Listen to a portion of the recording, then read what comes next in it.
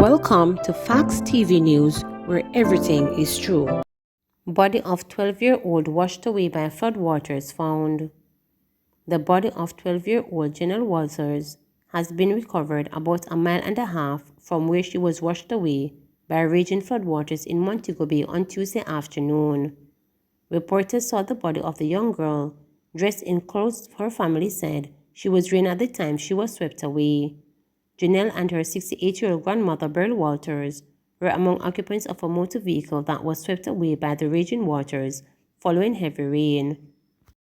Further reports are that the family patriarch and a 25-year-old woman, believed to be his daughter, who were also traveling in the car when the incident occurred, were rescued by men who fixed tires nearby. Flash flood warning in effect for some parishes. The Office of Disaster Preparedness and Emergency Management, ODPEM, has issued a flash flood warning for Portland, St. Mary, St. Anne, Trelawney, and St. James as a trough over the island dumped heavy rains on Tuesday afternoon. In the meantime, a flash flood watch is in effect for all parishes.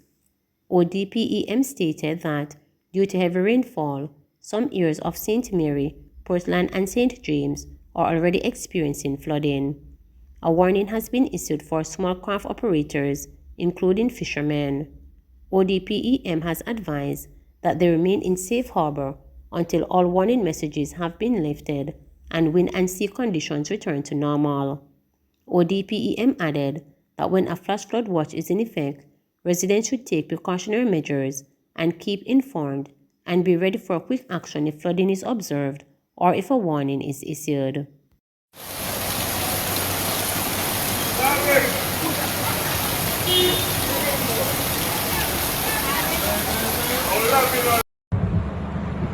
At the Westgate right now.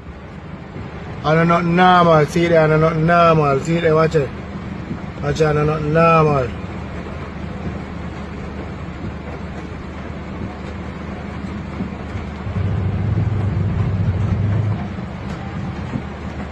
See there, vehicles, rain.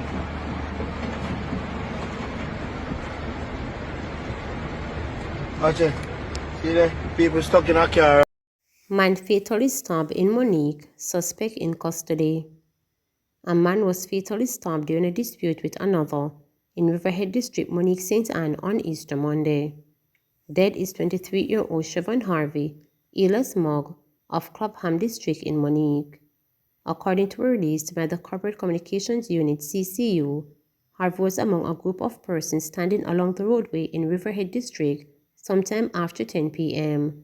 when he was attacked by a man who used a knife to allegedly stab him in the chest.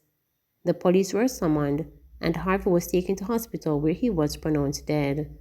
The alleged attacker was apprehended by the police and remains in police custody. Investigations are ongoing.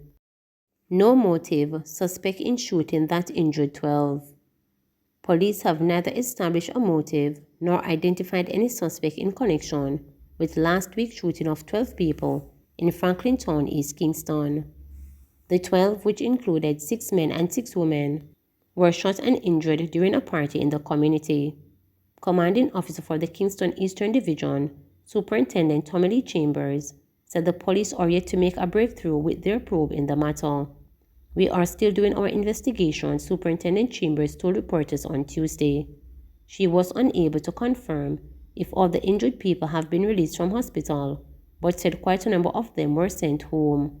It was reported that the party for which a permit was granted was being held in the intersection of Wellington Street, York Street, and Lacey Road in Franklin Town. Police said about 11:05 p.m., a barrage of explosions was heard. When the shooting subsided, the 12 people were found suffering from gunshot wounds. They were escorted to hospital. Ex-soldier gone missing in St. Andrew. Former member of the Jamaica Defense Force Dwayne Brown of Southern Avenue, Harborview, St. Andrew, has been missing since Sunday, April 10.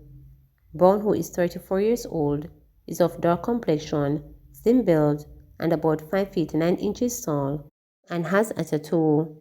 Reports from the Harborview police are that Brown was last seen about 3 p.m. in 7 Miles Bull Bay, St. Andrew. At the time, he was wearing a black t-shirt, black jeans, and a yellow sneakers. Anyone knowing Brown's whereabouts is being asked to contact the Harborview Police at 876-928-6001, Police 119 emergency number, or the nearest police station. Man ordered to pay $300,000 after beating 19-year-old girlfriend.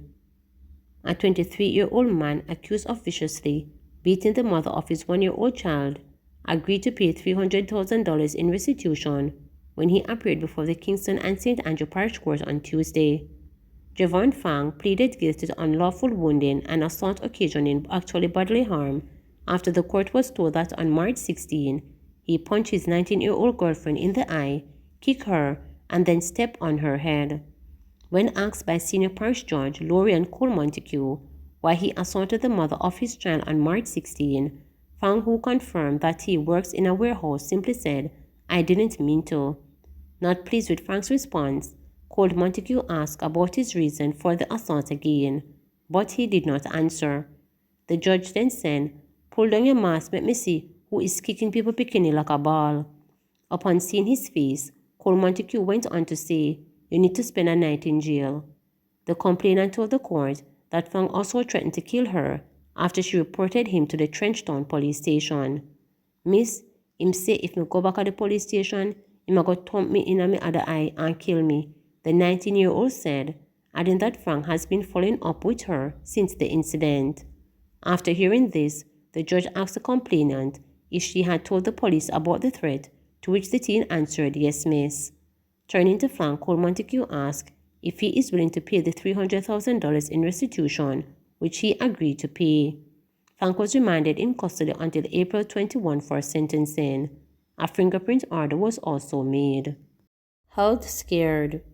Alarmed at the health risk posed by a number of food vendors on the streets of Montego Bay, who have been given the green light by the Health Ministry, Acting Mayor of Montego Bay, Councillor Richard Vernon, last Thursday pushed health officials to outline their plan to address the issue.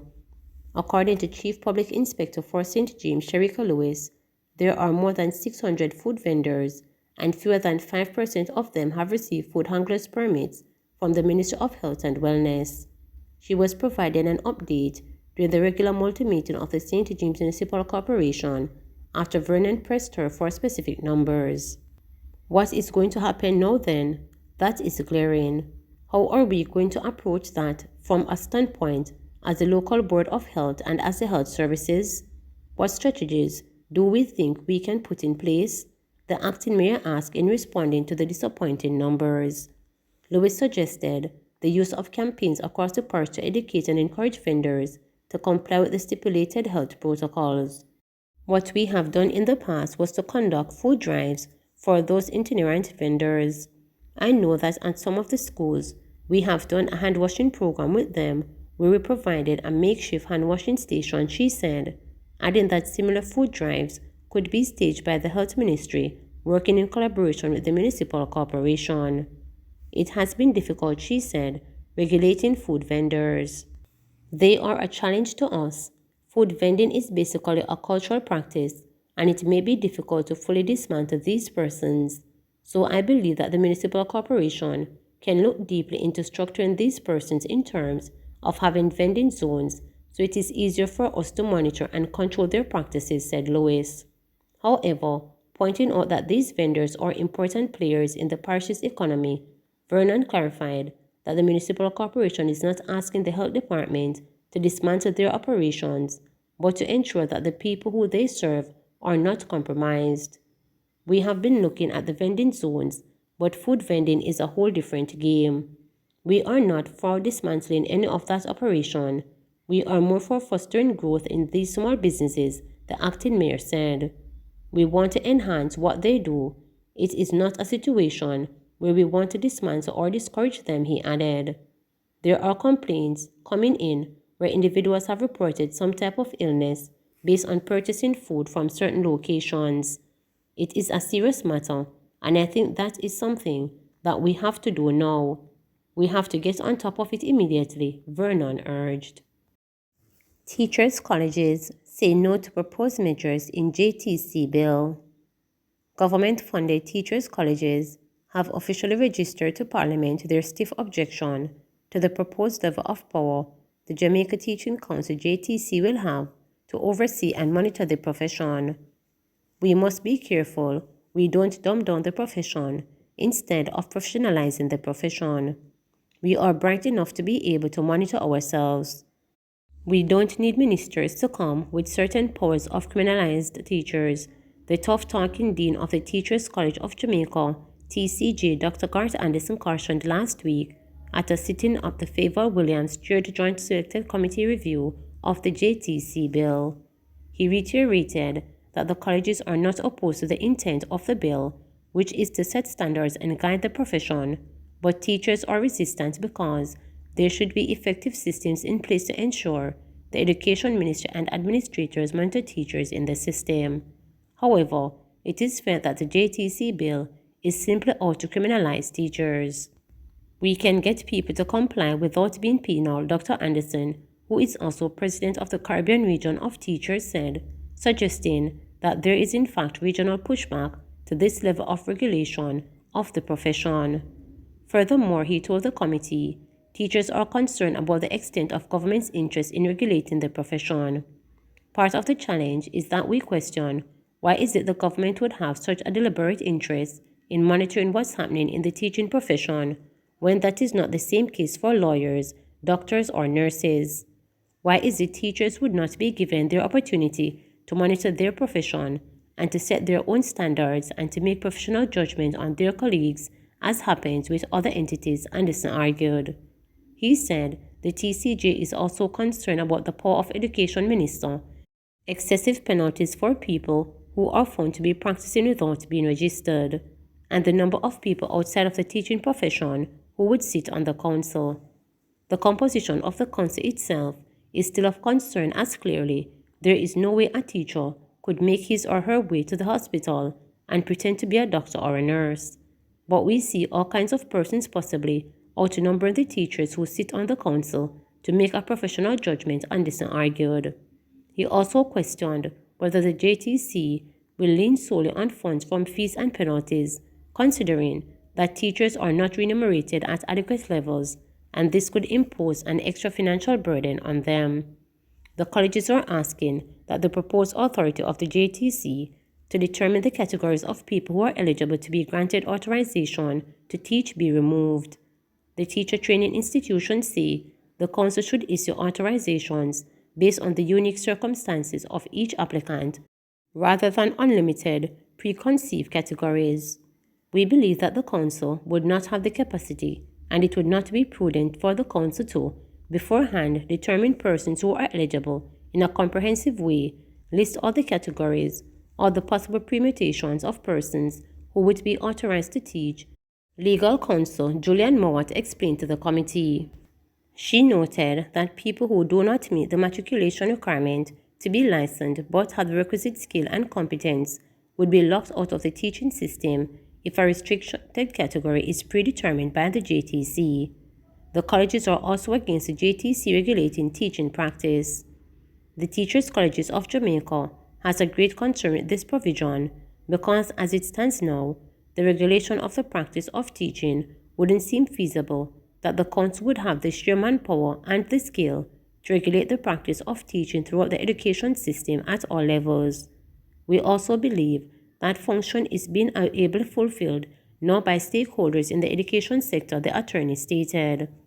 The TCJ is also gunning for the removal of the section from the bill that authorizes the council to take on the role of making and setting professional appraisals for teachers. It is quite unusual. We haven't seen it in any other legislation where a regulator is in the position of performing an appraisal function, and that's what we interpret this to be, Mowat pointed out. She said the appraisals are usually an intimate process between employer and employee, and it would be difficult to relegate that function and be effectively carried out by a regulator who is far removed from the daily teaching process.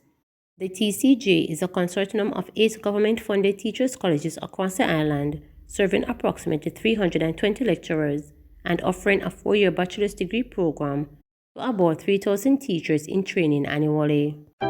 Please remember to subscribe, like, share, and click the notification bell for daily updates.